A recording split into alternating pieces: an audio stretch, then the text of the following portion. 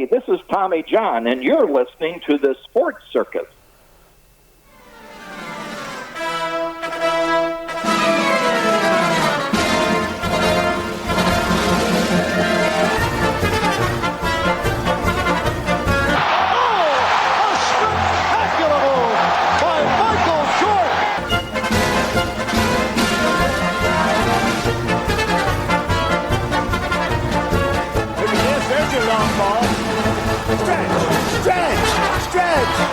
You can put it on the board! Yes! Welcome to the Sports Circus. I'm your Ringmaster Sal, live from Las Vegas in the AMP TV studio, AAMP TV. Today's show is brought to you by UppercutChops.com. Check out their tasty selection of all-natural, dry-aged USDA Prime Angus and Prime Wagyu steaks and chops. Wait till you taste their best-in-class New York steaks, the filet mignon, of course, the king of all those massive cowboy cut and tomahawk cut ribeyes. Best in the business, as far as I'm concerned, probably be the best you've ever had as well. In fact, wait till you try those gigantic half-pound or 1-pound Wagyu Prime burgers. Man, those are incredible. Again, check them out at UppercutChops.com. That's UppercutChops.com. Or give them a call and find out what's for dinner. 702-799-9935. 702-799-9935 for UppercutChops.com. All right, a big welcome in to everybody listening in on our independents and our CBS, NBC, and Fox Sports affiliates from coast to coast. Cox, Comcast, Spectrum, Frontier, Time Warner, and Wild Cable Television and Hotel TV from coast to coast in all 210 Nielsen-rated markets, gaining about 4 million impressions an hour on air. That's incredible, folks. In fact, you know what else is incredible? What's incredible and incredibly bad is when people are complaining about sign stealing in football. Yes, in football. This is ridiculous. So let's get right into it. According to Yahoo Sports and everybody else, the NCAA, well, Michigan findings to the Big Ten. So apparently there is some investigation going on regarding the University of Michigan. And their conference is mulling Jim Harbaugh and a suspension. How ridiculous is this? Multiple sources told the Sports Circus and others that the University of Michigan football program welcomed a visitor, former pro wrestler Ric Flair, an eccentric personality known for his colorful wardrobe and chaos in the ring. But it's fitting to start the week that could evolve in both Ann Arbor and Chicago into an unprecedented showdown between a school and its own conference. Yeah, you heard that right. NCAA has revealed its findings in the Michigan sign-stealing investigation to the Big Ten, and the conference continues to consider a multi-game suspension of head coach Jim Harbaugh as the school gears up for legal action, sources told us and all the others, including Yahoo Sports. Now, the NCAA's findings yet do not connect the in-person scouting and recording of opponents' sidelines to Jim Harbaugh. Sources say, of course, an absence of evidence essential to a potential lawsuit from the school's perspective. Yeah, and of course, against the coach and the league. Now, the University of Michigan was given a period of several days in which to bring a response back to the conference before penalties, if any, are levied. Sources with knowledge of the discussion say a resolution around the issue is expected soon. Now, Big Ten Commissioner Tony Petitti has, well, some things to consider.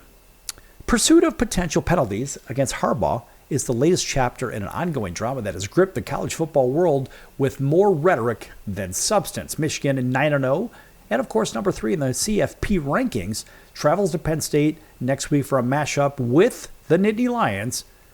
Of course, be their toughest test yet for the season, but that's just merely a distraction at this point. Michigan and their athletic director, Ward Manuel, is skipping out on his duties with College Football Playoff Committee so he could focus on the school's response to the investigation. I think this investigation is ridiculous. I'll get to my opinion at the end here. Now, Michigan's sign-stealing scheme, reported first on October 19th, is believed to be an elaborate multi-year effort to scout and record opponents' play-calling signals. Yeah, you heard that right. Multi-year effort, apparently. At the center of the scheme is former low-level analyst Connor Stallions, who failed to cooperate with NCAA investigators and was dismissed according to sources. The school announced that he had resigned, though. Doesn't matter. Either way, Stallions is believed to have used as many as 65 associates to scout games, according to Yahoo Sports. While sign stealing is not against the NCAA rules, scouting a future opponent's game is, as well as using recording devices to document signals. Now, in just his 8th month as commissioner, Petitti has faced internal pressure from league coaches and administrators to take action against the Wolverines before the NCAA's investigation is complete.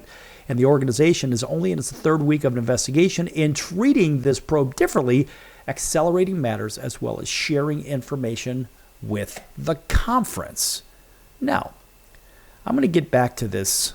Sign stealing is not against the NCAA rules, but scouting a future opponent's game is, as well as using recording devices. That's kind of interesting. Nonetheless, in these meetings with Michigan officials in Ann Arbor, Petitti is believed to have proposed a multi-game suspension for Harbaugh, something that school officials, including President Santaono, pushed back against. Of course they're going to. Why wouldn't they?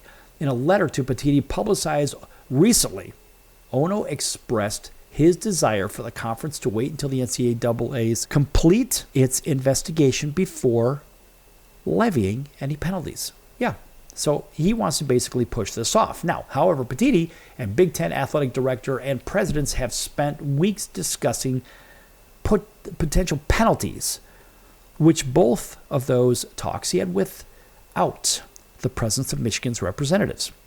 So sort of a one-sided unilateral dialogue. Any Big Ten penalty will be rooted in the conference sportsmanship policy, which allows for the commissioner to hand down disciplinary measures for violating integrity of competition and competitive arena policies. So that in itself is another discussion. Got a lot to unpack here. Now, according to the policy, the commissioner can take disciplinary action that is considered standard or major. Standard action includes a fine up to $10,000, suspension up to 2 games. More action is anything except those penalties and is subject to approval from the Big Ten executives and the board of presidents. Right? So now everyone's in on this one. Of course, Michigan, their officials seem to be absent. Now, any school targeted for violation of the sportsmanship policy is permitted a reasonable time frame set by the commissioner to file a response with the league. The conference is believed to have given Michigan a deadline to file response before action is taken.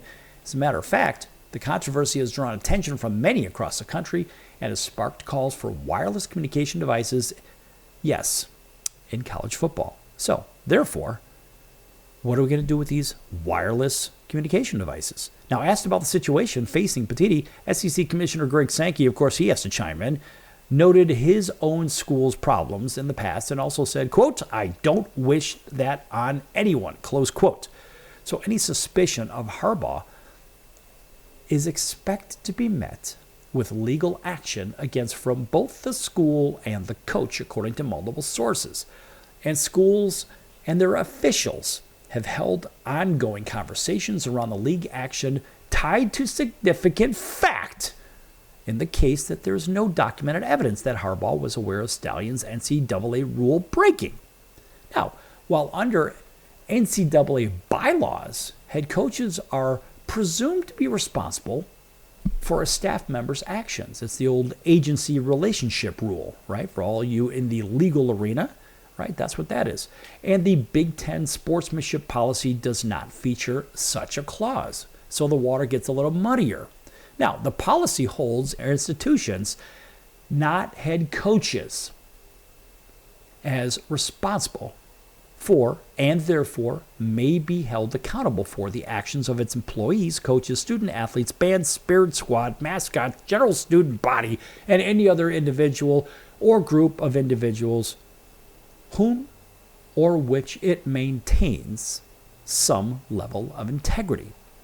So, can the Big Ten apply an NCAA bylaw to override its own bylaws to suspend Harbaugh? I don't really think so, right? It's the difference between kind of like the state and federal government. Certain issues happen within the state for a reason, and certain happen within the federal government. And it's almost like enforcement between the two. And take the cannabis law for that, where it's a state-by-state cases, but the Fed has the overall. They could say even though the state of California has legalized cannabis, digressing here, of course, because we can, well, just like the state of Colorado or whatnot, well, it doesn't mean the Fed can't go in and bust everybody anyway because it's federally illegal. But in this particular case, the NCAA is not a federal institution. It's just a national organization at this point, right? It's the National Collegiate Athletic Association. That's a whole nother discussion. Nonetheless, but can the Big Ten apply an NCAA bylaw to override its own bylaws to suspend Harbaugh? I think not. That's the kind of question and others that arise from two bureaucratic mazes that will no doubt be asked of a judge, which of course then muddies the water. Because is this judge coming from a corrupt state? Right? Is it favoring this or favoring that? That's another discussion for another time. The legal avenues available to the university and or Jim Harbaugh are clear, said Mitt Windsor, a sports authority and attorney based in Kansas City who has handled NCAA-related cases in the past. But he hasn't handled Big Ten cases, apparently. And they could seek a temporary restraining order to prevent any suspension from taking effect. In fact, when we come back, we're going to pick up on that in just a few minutes here on the Circus with this ridiculous lawsuit situation that's happening over in Michigan. Lots more to come, folks. Don't go anywhere.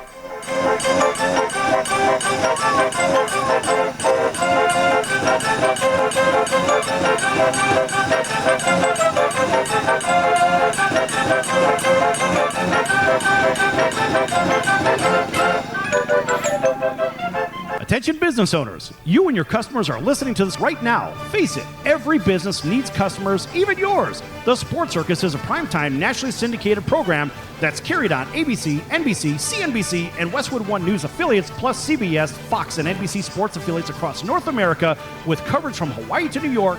Also, the Sports Circus is available to the 180 million subscribers on iHeartRadio, and the Sports Circus gets about 4 million website visitors per month, which could click through your website and bring sales. The Sports Circus provides great content featuring celebrity guests from sports and entertainment to our audience every weekday, which your company could greatly benefit from by increasing your visibility, foot traffic, eyeballs to your website, and calls from potential customers. Call us right now at 702-799-9935. Again, 702-799-9935. Or email us at info@thesportscircus.com. That's info@thesportscircus.com. Drive your sales today by advertising with the Sports Circus. Could you use a little extra money right now? If you'd like to borrow up to $100,000 and get pre-approved in minutes, call the number we'll give you at the end of this commercial. Our lending partners have already loaned millions of dollars to individuals just like you, and we're ready to lend you up to $100,000 if you qualify. Even if your credit is not perfect, you could use the money to pay off high-interest credit cards, for home renovations, or consolidate existing debt. You can get flexible, easy-to-pay terms. The consultation to find out if you qualify is free. To find out if you qualify for our special financing program, call this toll-free number 24 hours a day. 800-335-1376. 800-335-1376. 800-335-1376. That's 800-335-1376. Important terms and conditions apply. Not all applicants will qualify. Loan amount, annual percentage rate, and term will vary depending on creditworthiness. Applying does not guarantee approval. Account approval is subject to verification and confirmation of your credit history and acceptance by a lender. If you choose to apply for a loan through us, a consumer report will be obtained to evaluate your creditworthiness in connection with your application for credit.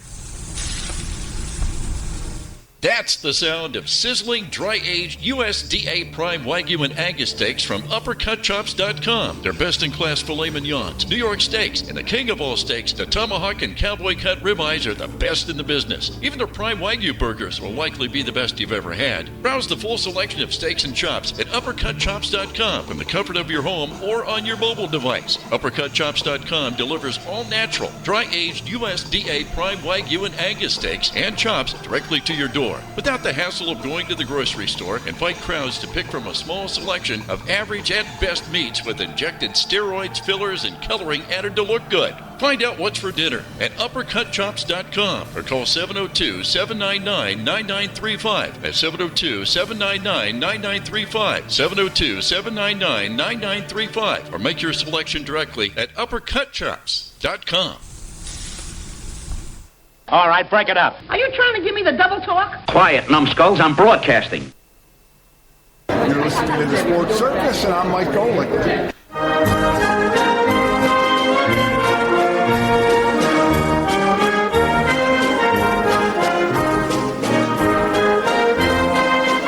Welcome back to the Sports Circus. I'm Roy Firestone. Now it's time to throw it back to Sal.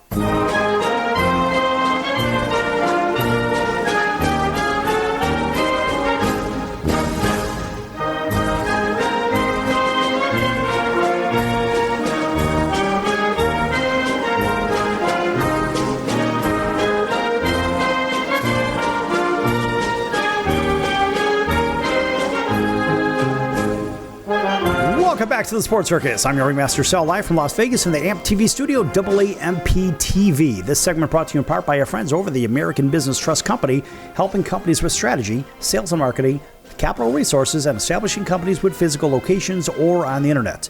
For more information, contact the American Business Trust Company at info@abtrustco.com. That's info@abtrustco.com.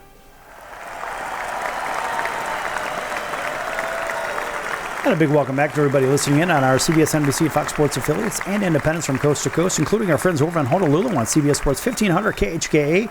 Over in Southern California, those that may be listening in on NBC News, CNBC Financial, thanks for joining us there. Right here in Las Vegas, KJPT Jackpot Radio. Over in Texas, lots and lots of stations over there from Lubbock all the way down to Houston and Dallas as well.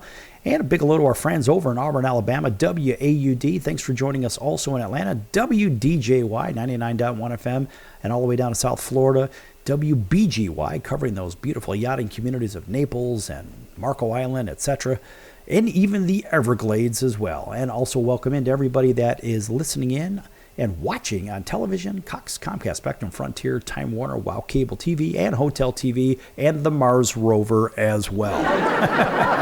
All right. Now, in the last segment, left off talking about the University of Michigan and this possible suspension, the sign stealing garbage, whatever the hell it is. So going through this long shindig about what Yahoo Sports and all these others happen to say about it. Okay, and some alleged attorney, sports attorney, Mitt Winter, a sports attorney based in Kansas City who has handled the NCAA-related cases in the past, has chimed in, and apparently he says essentially that they, as in the Big Ten, can seek a temporary restraining order to prevent any suspension, or Michigan can, from taking effect. And Winter said, in fact, quote, the school or Harbaugh would have to present a case and a cause of action that could be a lack of due process claim or a failure to follow procedural rules, close quote. And temporary restraining orders, commonly referred to as TROs, are often filed for emergency purposes and are ruled upon very quickly. In fact, TROs can be granted within the other party present or even making arguments. Oh, yeah, or without that. So let's face it, this can happen, but it seems rather unjust. Now, the granting of a temporary restraining order could reinstate Harbaugh until a more permanent decision is made from the court through a preliminary injunction. And a similar court battle is unfolding in the case of the Pac-12, where Washington State and Oregon State won a restraining order in September against the 10 outgoing members over control of the conference itself. Pretty interesting. Now, from the NCAA's perspective, there's little to no precedent in this case. Years ago, a Baylor assistant attended a game of an upcoming opponent. Though he was not recording, the assistant was recognized and the school self-reported the violation, and the coach was given a half-game suspension. Wonder what's going to happen there. Now, the scope of this in-person scouting is the largest in college sports history. Now, because of the NCAA's enormous process to enact penalties, it's unlikely that any will be levied during the season unless the school and organization agree to a resolution, an unlikely occurrence given the circumstances. NCAA cases normally span months, if not years. An investigation leads to a notification process where schools have 90 days to respond to a notice of allegation. That all unfolds before a potential lengthy appeals process, and the entire process lasts anywhere from 6 to 18 months. A former NCAA investigator told Yahoo Sports this, and scheduling conflicts and other issues can lengthen the ordeal. Michigan's situation is essentially a cumbersome one. It's in the midst of a football season, as we all know, but one of the former NCAA officials had said, quote, "It's not uncommon for attorneys to want to delay things a bit more, especially in this situation. A coach is in the middle of a season, and I'm sure that they are going to want to interview multiple staff members. Trying to slip in an interview is difficult. It's tough with a team in season. Even if they were able to get all the information gathered, those conversations on what the violation is and the level is are going to be pretty robust internally," close quote. So meanwhile, back at the ranch, the NCAA is investigating Harbaugh and the Wolverines for recruiting violations committed during the pandemic dead period, and it's likely the two cases will be joined and ruled upon, and the former NCAA official had said this. Now, that could complicate and expand penalties. One former NCAA investigator said, quote, "You're looking at not just head coach failure to monitor, but institutional failure to monitor or lack of control. None of that's going to happen this season other than the university's calculation about what to impose," close quote. Man, there's a lot going on here. Let's think about this. First of all, let's take the most recent discussion, or the most recent point, and that was the violation of this recruiting thing during the pandemic. Okay, now Arizona State University had a similar problem. Of course, they cleaned house, and it seemed like all of their coaches, the people that left them hung out to dry with all these violations, had fled to other schools. One of them that I know of actually ended up at the University of Arizona. But there are many out there, and these people, these coaches, have hung other teams out to dry too, and they brought their baggage with them. So what's going to happen here with this? My biggest concern is that, let's just say hypothetically Michigan wins the national title this year. If they win the national title, well, what happens when these rules have been voted upon and or ruled against? Does Michigan end up losing its national title, having to vacate the title? Because, you know, there are other schools of that college football playoff that are all going to push for this, whether it's Georgia, Ohio State, Florida State, Washington, those schools that are right there in the top 5. Well, guess what's going to happen? There's going to be a lot of laundry aired out there. And at some point, even if Michigan does win, my fear is that they're going to have that title stripped from them. But the bigger problem with this is it's very, very clear that while sign stealing is not against the NCAA rules, scouting a future opponent's game as well as using recording devices to document signals happens to be. So what about if they say that they were using prior years scouting or prior years recordings, right? Basically getting film, but this time on the coaching staff instead of on the players.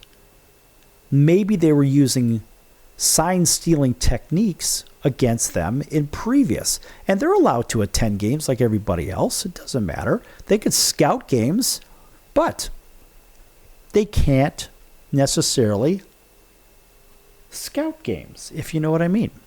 So here's the conundrum. So you can attend the game as not a scout, but as a patron of the game. So who is to say where that line is drawn? We don't necessarily know. And that any reasonable attorney could come up with an argument that, hey, look, all we were doing was attending a football game. And we have that right, as that is our right. We could do what we want, when we want in this country. It's a free country. So if we want to go as a fan of the game, or fan or fanatic, because we love college football, then they have that right. Now, if they saw things, and maybe they ran their own video recording, whatever, for their own entertainment. Who knows? This is how the argument would be formed. It's going to be the defense's responsibility. They have the burden of proof to demonstrate otherwise. So, Apparently, there have been some recording devices or recordings found or whatnot. Not really sure what that looks like just yet because it all hasn't been disseminated. But what it tells the audience, just like me, just like you, and everybody else listening and watching, it tells us that there is a tremendous amount of latitude in the court system. There's a tremendous amount of latitude in the manipulation or interpretation of bylaws, because these are not laws. These are bylaws within the Big Ten Conference. So it's not against the law in the first place. So what are you going to do? Now you're going to try to use the NCAA's rules against your own bylaws. The problem is these are two separate governing bodies that have no relation, no formal relation to one another, and that's a matter of fact. It's not fiction. So you can't commingle as I see it. You cannot, Big Ten, you cannot take what the NCAA has in their bylaws or in their rule book and use it in manipulation of your bylaws. So their case, being the Big Ten's case against the University of Michigan and Jim Harbaugh and his staff, is very, very weak as I see it. A lot has to go the way of self-incriminating. If Michigan says, and if they convince Jim Harbaugh to say, yep, we did it, then there's going to be a suspension. Otherwise, I don't see it. But what I do see is maybe 5 years down the road or something like this, that there will be a push to vacate that championship if they do win it. And then, by then, Jim Harbaugh is going to be long gone. The coaching staff is going to be long gone. And basically, that whole thing's going to be watered down. So at the end of the day, this is much to do about nothing. And I think the people at Ohio State are just pissed off that Jim Harbaugh's got a better team. It is what it is, folks. All right, we'll be back here in a few minutes. On the Circus, lots more to come. Don't go anywhere.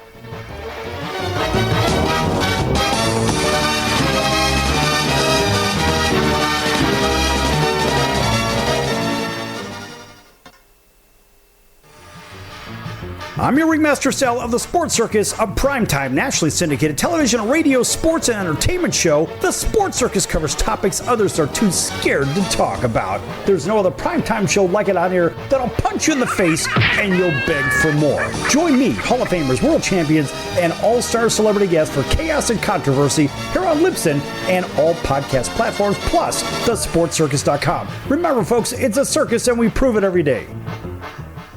If you're tired of the fake news and tired of all the left-wing BS and agendas out there, if you want to do your right part to clean out the swamps and hit the lefties where it hurts, their pocketbook, we all know the president and his cronies hired thousands more IRS employees and agents. Now that's not very American. There's a way to fight back. Fellow conservatives out there, IRS, don't you give a penny more to spend to the left-wing agendas. If you owe $10,000 or more in back taxes or haven't filed your taxes in years, call my friends at American Tax Relief. They'll give you a 100% free introduction to their program, and trust me, they're on the right side of your freedom. Pay the IRS less. Call now. 800-958-2157. 800-958-2157. That's 800-958-2157. Paid for by the Tax Doctor. The old way of living with diabetes is a pain. You've got to remember to do your testing and always need to stick your fingers to test your blood sugar. The new way to live your life with diabetes is with a continuous glucose monitor. Apply a discrete sensor on your body, and it continuously monitors your glucose levels, helping you spend more time in range and freeing you from painful finger sticks. If you are living with type 1 or type 2 diabetes and you use insulin or have had hypoglycemic events, you might be eligible for a CGM through your insurance benefits. U.S. Med partners with over 500 private insurance companies and Medicare. We offer free shipping, 90-day supplies, and we bill your insurance. Call us today for a free benefits check. 800-659-7805. 800-659-7805. 800-659-7805. That's 800-659-7805.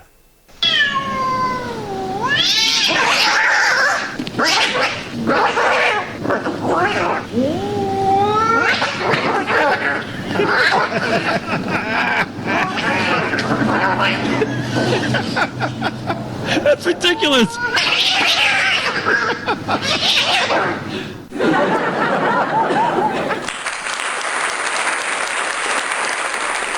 Quiet, numbskulls. I'm broadcasting.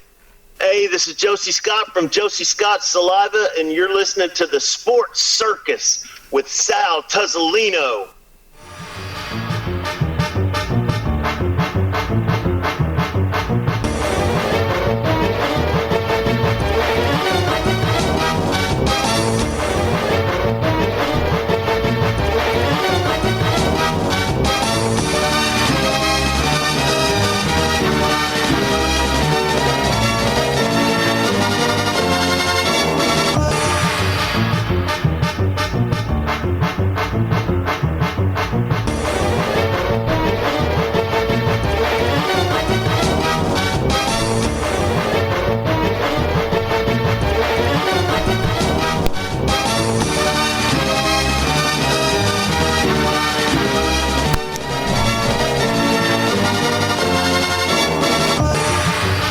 Welcome back to the Sports Circus. I'm your Ringmaster Sal, live from Las Vegas in the AMP TV studio, AAMP TV. Folks, make sure you check out thesportscircus.com for upcoming guests. Our prior guests are recorded shows, which are podcasts. They can be found in their entirety at your favorite podcast platform. At thesportscircus.com, just click on whichever one you like the most. That would be, it could be Apple, it could be Spotify, it could be Google, Amazon, Audible. Doesn't matter whichever one it is. We're there, and you can't get away from us. All right. Also, make sure you check out the partners page over at thesportscircus.com. Lots of great partners over there. One of those that's been with us since the very beginning, many, many years ago, is the College of Southern Nevada Athletics. Check them out at csncoyotes.com for upcoming games and events. That's csncoyotes.com for the College of Southern Nevada Athletics. Nice round of applause for them. See if we can actually get the Kung Fu applause working here. There it goes. It's kind of like a Kung Fu movie. You know, when you watch those, you'll see their mouths move and there's no words. Well, we have the same thing. We have hotkeys, and when you press the button, then the applause doesn't work. And then you're waiting. You're like, all right, what the hell's going on here? Anyway, so that's what the Kung Fu applause is, right? So we got to make sure that people understand what that is. But nonetheless, thanks for everybody tuning in, everybody on TV, everybody are listening in on radio as well, everybody on streaming that's replaying this episode as well. Thanks for joining us. So we covered Michigan and the alleged sign-stealing saga in the first couple segments. Now, let's turn our attention to offense. Let's turn our attention to the University of Southern California. And what I find interesting is many months ago, Lincoln Riley had said, well, Trojans defense is much improved, right, from 2022. Yeah, right. Nonetheless, recently, you may recall, after a ridiculous home loss where the University of Washington dropped 52 on SC in Los Angeles, 52-42 was the final, USC finally fires defensive coordinator Alex Grinch. I'm not really saying that's a boo. That's a boo for the program, not a boo against him being fired, because frankly, him being fired, hell, that should have happened a long time ago. Anyway, the reality is Lincoln Riley announced that his defensive coordinator, Alex Grinch, has been fired. In fact, Grinch has coached alongside Lincoln about, since 2019, about 4 years. In fact, when Riley hired him to be his DC over in Oklahoma. And Grinch then followed Riley from Oklahoma to USC ahead of the 2022 season. But SC's defense, of course, has been a major weakness during that span. And, of course, following that 52-42 blowout loss at home, it's a blowout only because you don't give up 52 at home, period. Now, following that, SC now ranks 122nd out of 133 FBS teams in total defense. 436 yards per game. That's what they're giving up. And number 124 out of 133 in scoring defense. 34.5 points per game is what they're giving up. How embarrassing. Boy, how the mighty have fallen. And, of course, the loss to Washington dropped USC to 7-3 overall and 4-2 in the Pac-12. And it was just, the third loss in their last 4 games. Now, following Grinch's dismissal, defensive line coach Sean Tua and inside linebacker coach Brian Odom will serve as interim co-defensive coordinators for the rest of the season. Additionally, Taylor Mays and an analyst have been elevated to a full-time on-field position, yes, for coaching. Imagine that. They're coaching the safeties. Yes, an analyst is now coaching the safeties. So here's the funny thing. Well, it's not really funny, but let's think about this. When you haven't played a game, if you've never played this game, if you're an analyst, hypothetically, right? There's a lot of coaches out there that happen to be what? Non-players of the game. And when you bring in a non-coach to coach a team, and you don't know what it's like to get in, get your head knocked in, and all this other crap, you don't know what it's like to be out on the field to play, wear the jockstrap. Well, how do you know what it feels like to play that position? You don't know because you haven't been on the field. You haven't been in combat. And that goes for any sport. If you haven't played a game, how the hell can you coach it in the first place?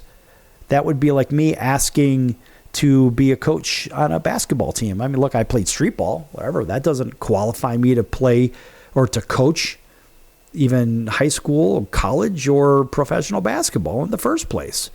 So how can analysts be slotted into a position of coaching a safety if you've never taken a hit like a safety, or you've never doled out a hit as a safety? To me, that just doesn't make a lot of sense.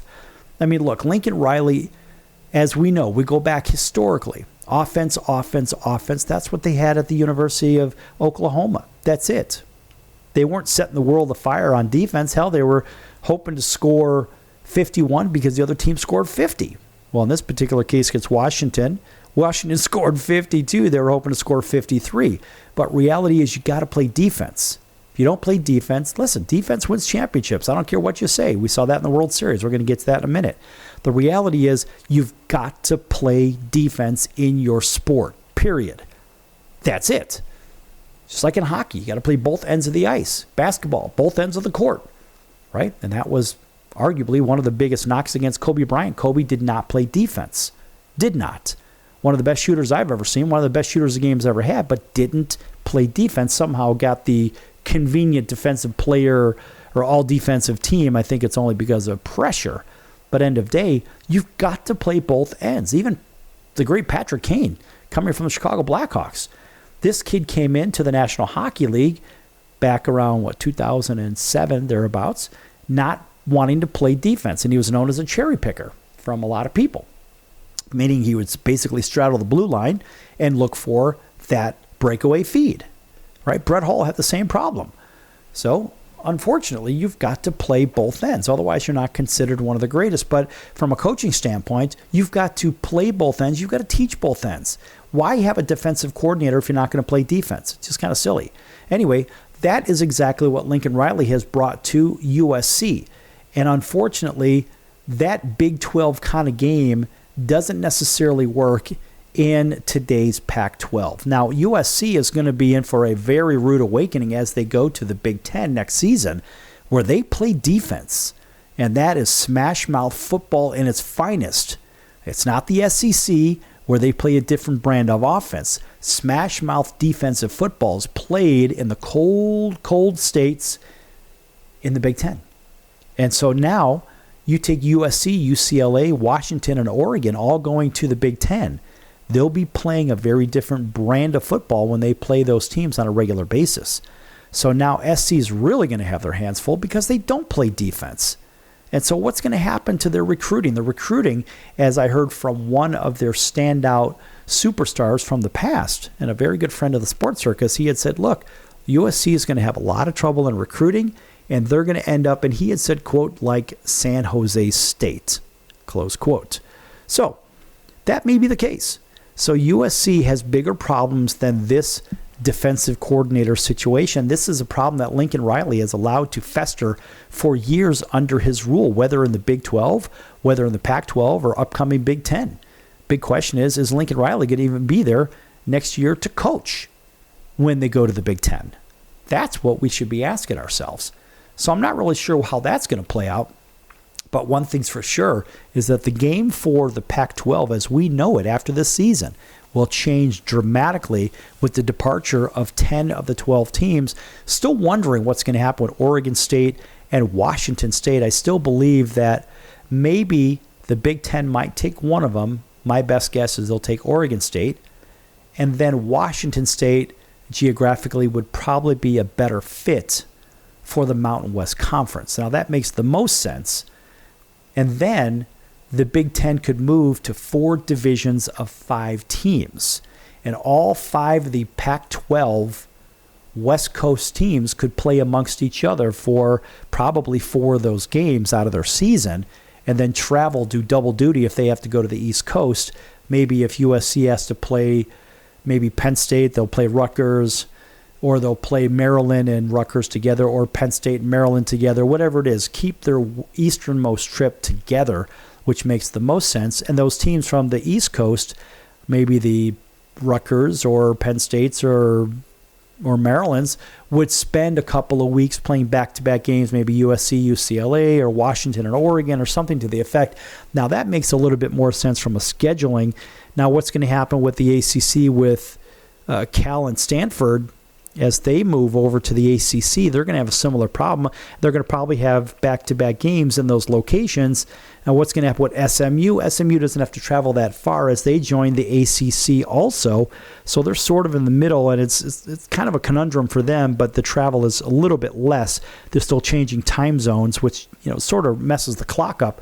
But we'll see how all that unfolds in the next season or so. But listen, with all of these changes and all these, well, let's put it this way, all these adjustments to the schedule over what TV contracts, yes, TV contracts and money, we'll have to see how that plays. And when we come back, I'm going to take a look at the rankings real quick.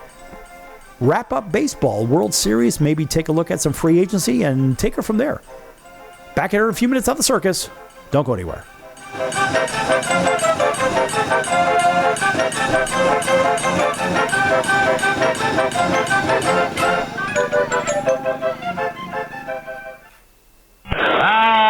Can't beat fun at the old ballpark, friends.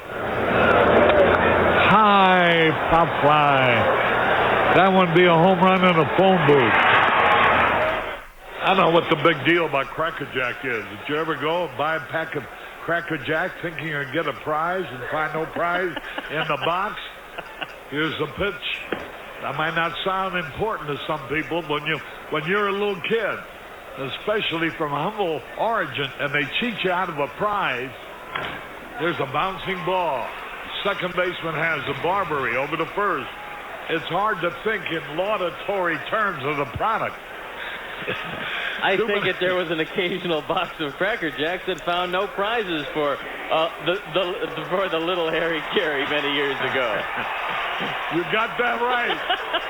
And boy, when a box of Cracker Jack to me meant a lot of money. Here's a pitch, bounce foul. That's the most asinine marketing I've ever heard of. 1 ball, 1 strike. These guys say, well, you sing about Cracker Jack. I said that I only sing it because it's in the song. Here's a pitch foul back. And I wouldn't be a bit surprised, even to this day, some youngsters who buy a box of Cracker Jack don't find a prize in the box. 1 ball, 2 strikes, 2 out. Well, if you're going to talk about our congressman being crooked, here's a pitch foul out of play. Why not talk about commercial products who don't do what they represent to do? There's a smash to Squires. He's got it. 1, 2, 3, nothing across. We're going to the bottom of the 7th now to score. All tied up. Milwaukee 4, the White Sox 4. Hey! Everybody! All right, Nancy, let me hear you. Take me out to the ball game. Take me out to the crowd. Buy me some peanuts and Cracker Jack. I don't care if I ever get back for its root for the White Sox. If they don't win, it's a shame. Or it's 1, 2, 3 strikes, you're out at the old ball game.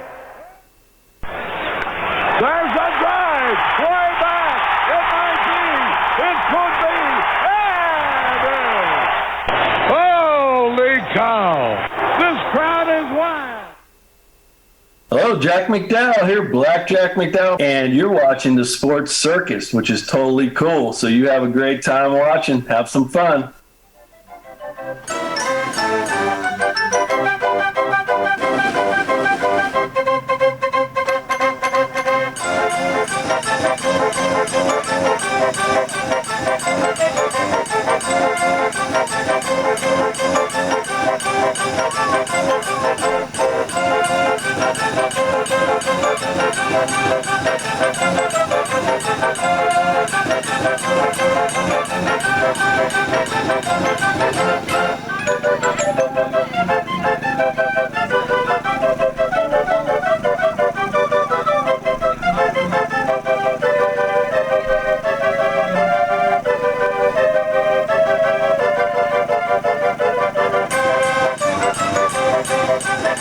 Welcome back to the Sports Circus. I'm your Ringmaster Sal, live from Las Vegas in the AMP TV studio, AMP TV. Folks, make sure you check out thesportscircus.com for our upcoming guests, our prior guests, our recorded shows, which are our podcast as well. And you know what, folks? We have some great guests coming up that we can't necessarily spill the beans on, but we also have some great news coming out, too. We just recently had a press release come out, about a week ago, talking about our new hockey analyst, which is Dave Jackson, the current ESPN rules analyst for the National Hockey League for their televised games. And we have others coming in that we can't tell you about yet. You'll have to watch your favorite news outlet, whether it's television or newspaper or even radio, because we've got lots and lots of news coming out, but we're not going to spill the beans on it just yet here on the Sports Circus. All right. Now, I'm going to run over the top 25 real quick. Then I'm going to wrap up today's show with the baseball World Series, kind of a wrap-up. I wouldn't say a wrap-up show, just some final thoughts on the World Series. Okay, anyway, over to the top 25. The top 25, well, I'm not so sure that this looks the same as the college football playoff. Nonetheless, Georgia holds on to its number one spot, still at 9-0, and they did beat a feisty Missouri club 30-21, and the Dogs extend their winning streak to 26 games and, of course, 42 out of the last 43, thanks to a couple of touchdown passes from Carson Beck. Next is Ole Miss. Boy, that'll be a tough one. Michigan, of course, they get an easy win over a rebuilding Purdue squad in West Lafayette, and better yet, in Ann Arbor. And now they have their hands full at Penn State in their next game. Boy, that's going to be a good one. That's available on Fox. Ohio State goes to 9-0.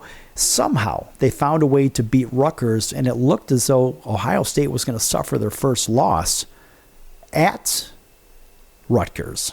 But somehow, Marvin Harrison Jr. has now caught a touchdown pass in 5 straight games as he scored twice to tie Chris Carter for the 4th most receiving touchdowns in school history. They've got Michigan State up in East Lansing Saturday night. Florida State gets an easy win over Pitt at Pitt, 24-7. And, of course, the Seminoles clinch a spot in the ACC title game for the first time in about 9 years. Next up is Miami. That'll be carried on ABC. Washington, after destroying USC at the Coliseum, they have Utah next, and they're going to be visiting Utah. That's going to be a tough one. Oregon at number 6, previously ranked number 6 as well. They defeated Cal easily, 63-19. Bo Nix threw for 386 and 4 touchdowns while rushing for 2 additional scores. He is the only, better yet, he is only the 3rd player in FBS history with 90 career passing touchdowns and 35 rushing scores. What's interesting is Bo Nix, when he was over at Auburn, he couldn't seem to get it together. So was it really Bo Nix or was it the coaching staff? I tend to think it was the latter, because Bo Nix is doing exactly what they thought he could do at Auburn. Unfortunately, his coaching staff around him wasn't very good. And Brian Harsin, well, guess what? You had a Mountain West coach go to the SEC, which he should have never, ever had that job, in my opinion. Auburn should have never hired Brian Harsin. Not really sure why they did. What a terrible move. And it set War Eagle back, in my opinion, a solid 5 years. 5 years as I see it. What a colossal waste of time, in my opinion. And now Auburn is back on the right track, and Auburn's going to win some football games. This, for all you over in WAUD country, have faith in your Tigers because those guys can play ball, but everybody's got to get under the same coaching umbrella. They all need the same coaching feedback, the same coaches for years. I mean, look, the whole recruiting process, it takes years to get your own players in there. And so Auburn's got their hands full. Be patient with them, folks, because they will be good again, guaranteed. So Oregon comes at 6. Texas, previously ranked as 7, is still number 7. Somehow they get themselves a win at Kansas State. Boy, that's a tough overtime game. By hanging it in overtime, Texas avoided blowing a 20-point second-half lead for the first time in school history. Next up, TCU. Alabama, with a real nice win in Baton Rouge, comes in at number 8. They hold on to the number 8 spot. And, of course, Jalen Milroe became the first Alabama quarterback to rush for 4 touchdowns in a single game. Next up is Kentucky at Kentucky. That's going to be on the 4-letter network. Penn State, we already mentioned at number 9. They've got Ohio State coming to town. That'll be a fun one. And number 10 is Ole Miss. Previously at 11, they jump up 1 spot, beating Texas A&M on the road 38-35. And, of course, next week, they are at Georgia. So who knows how long that number 10 spot is going to last. Number 11 is Louisville. Louisville defeats Va-Tech 34-3 in a complete blowout. And the Cardinal have now won 10 home games in a row, all by double digits. Next up is Virginia. That should be an easy win there. Oregon State, a horribly underrated squad. Boy, these guys can play both sides of the ball very, very well. I think Oregon State is arguably the most complete team in the Pac-12. Previously ranked at 16, up to number 12. And, of course, they get a nice win against Prime Time. Coach Prime. Boy, this guy, what a joke. Anyway, they get a nice win in Boulder, 26-19 on the road. Next up is Stanford. Utah jumped up 5 spots with a beatdown of Arizona State, 55-3 in Tempe. Bryson Barnes completed 19 of 28 for 161 and a career-high 4 touchdowns. What's next? It's Utah travels to Washington. Boy, they're going to have their hands full with the number 5 ranked Washington Huskies. Number 14, Tennessee, jumped up 5 slots as well with an easy win over UConn, 59-3. Thanks, of course, in part to 3 defensive touchdowns, the Vols won their 13th game at home in a row, the 3rd longest FBS streak behind only Georgia and Michigan. It's Tennessee's longest home streak since it won 23 in a row from 96 to 2000. Next up is Missouri, a very feisty team that got to play in Columbia. But, jumping 5 slots, Tennessee jumping 5 slots may be a little bit aggressive for the committee or for the rankings. I don't really think that's a fair jump because they beat a very weak Connecticut team. That doesn't make a lot of sense as I see it. Now, unranked Oklahoma State beats Oklahoma in Norman, 27-24. The Cowboys have won 2 of the final 3 Bedlam matchups after winning only 2 of the first 16 in Coach Mike Gundy's tenure. Next up is Central Florida. So a trip down to Florida for the Cowboys. But they jump up from unranked to number 15. That's the biggest jump of the week.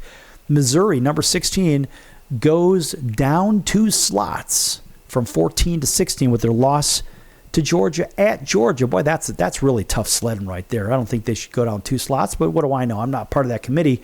And next up is Tennessee at home. Oklahoma, who we had just spoke of, they lost to Oak State at home 27-24, have West Virginia next. And, of course, this Oklahoma game, this was the first game this season that Dylan Gabriel had multiple turnovers and was not responsible for multiple touchdowns.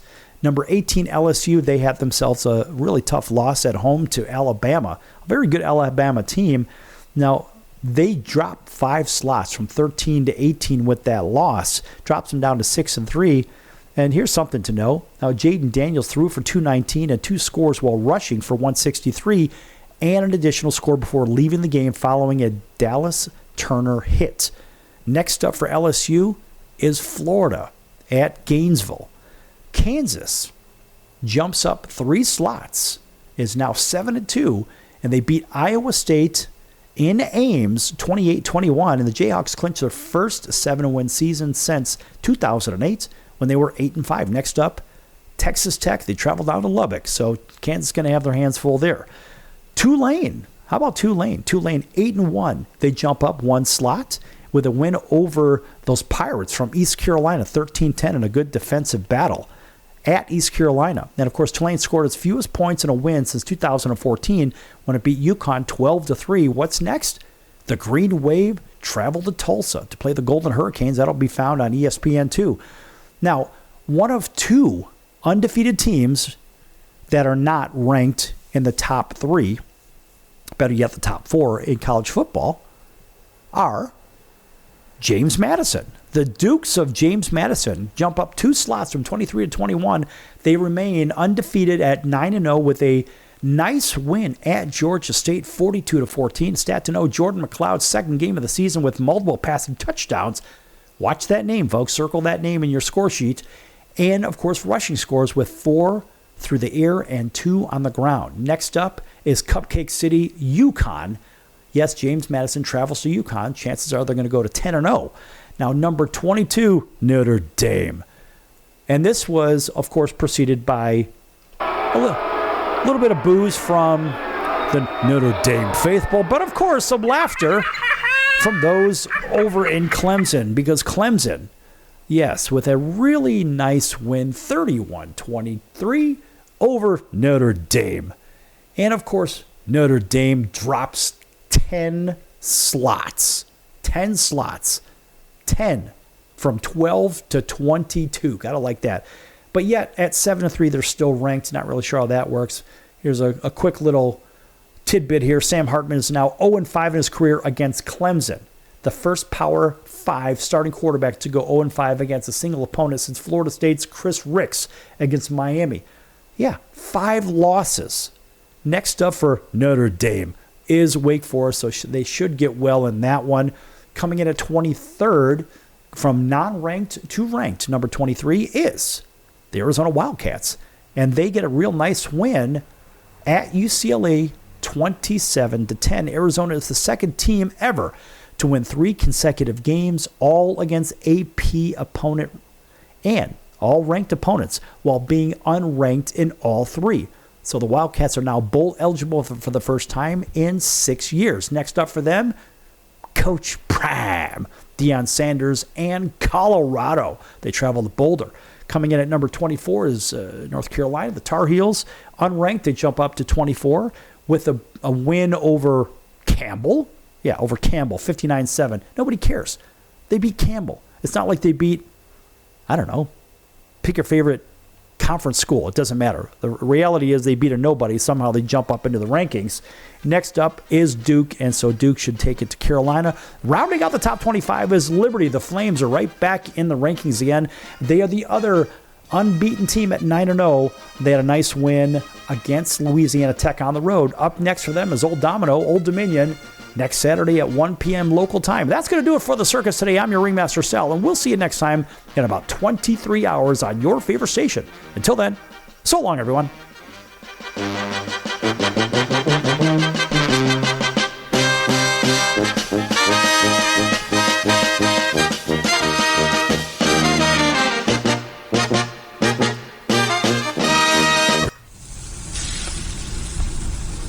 That's the sound of sizzling, dry-aged USDA Prime Wagyu and Angus steaks from UpperCutChops.com. Their best-in-class filet mignons, New York steaks, and the king of all steaks, the tomahawk and cowboy cut ribeyes are the best in the business. Even their Prime Wagyu burgers will likely be the best you've ever had. Browse the full selection of steaks and chops at UpperCutChops.com from the comfort of your home or on your mobile device. UpperCutChops.com delivers all-natural, dry-aged USDA Prime Wagyu and Angus steaks and chops directly to your door, without the hassle of going to the grocery store and fight crowds to pick from a small selection of average and best meats with injected steroids, fillers, and coloring added to look good. Find out what's for dinner at UpperCutChops.com or call 702-799-9935. That's 702-799-9935. 702-799-9935. Or make your selection directly at UpperCutChops.com.